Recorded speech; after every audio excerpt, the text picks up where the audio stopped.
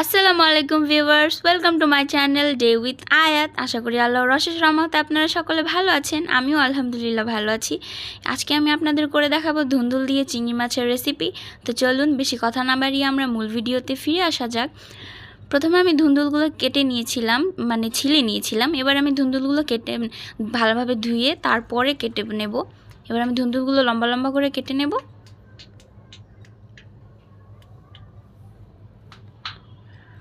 ধুন্দুলগুলো কেটে নেওয়ার পর এবার আমি একটা ফ্রেশ পাত্রে তুলে নেব ধুন্দুলগুলো।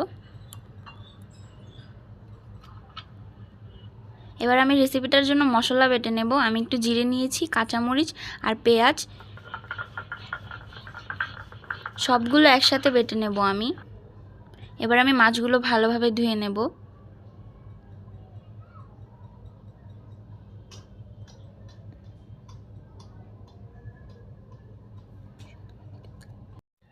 আমার মাছগুলো এখানে ধোয়া হয়ে গেছে। এবার আমি সামান্য একটু হলুদের গুঁড়ো দিয়ে দেব, সামান্য পরিমাণে একটু মরিচের গুঁড়ো দিয়ে দেব, এবার সামান্য একটু লবণ দিয়ে দেব। এবার আমি মাছটা মশলার সাথে ভালোভাবে মিক্স করে নেব। আমি গ্যাসে একটা প্যান বসিয়ে নিয়েছি। এবার একটু তেল ঢেলে দেব। তেলটা গরম হয়ে এসেছে। এবার আমি আদা রসুন বাটাটা দিয়ে দেব। আদা রসুন বাটাটা আমি সামান্য পরিমাণ দিয়েছি। আর বাটনার যে পেস্টটা করেছিলাম সেটাও দিয়ে দিলাম। একটু হলুদের গুঁড়ো, মরিচের গুঁড়ো। এবার একটু হলুদের গুঁড়ো দিয়ে দিলাম। এবার আমি মশলাটা কষিয়ে নেব। আমি এখানে আদা রসুন বাটাটা অল্প ইউজ করেছি, কারণ চিংড়ি মাছের যে স্মেলটা আছে সেটা আদা রসুন বাটাটা বেশি পড়লে চিংড়ি মাছের স্মেলটা কমে যায়। আমি এখানে একটু লবণ অ্যাড করে দিলাম স্বাদ মতো।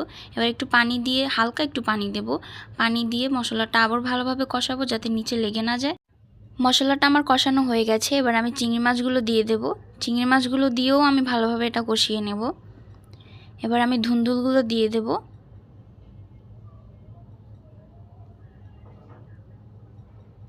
আমি এখানে ধুন্দুলে পানি অ্যাড করব না, কারণ ধুন্দুল থেকেও আলাদা একটা পানি বের হবে।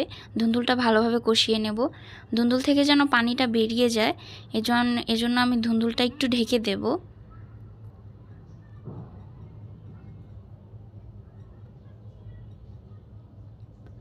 দেখুন ধুন্দুল থেকে কতটা পানি বেরিয়ে এসেছে। এবার আমি এটাকে আবার একটু ঢেকে দেব।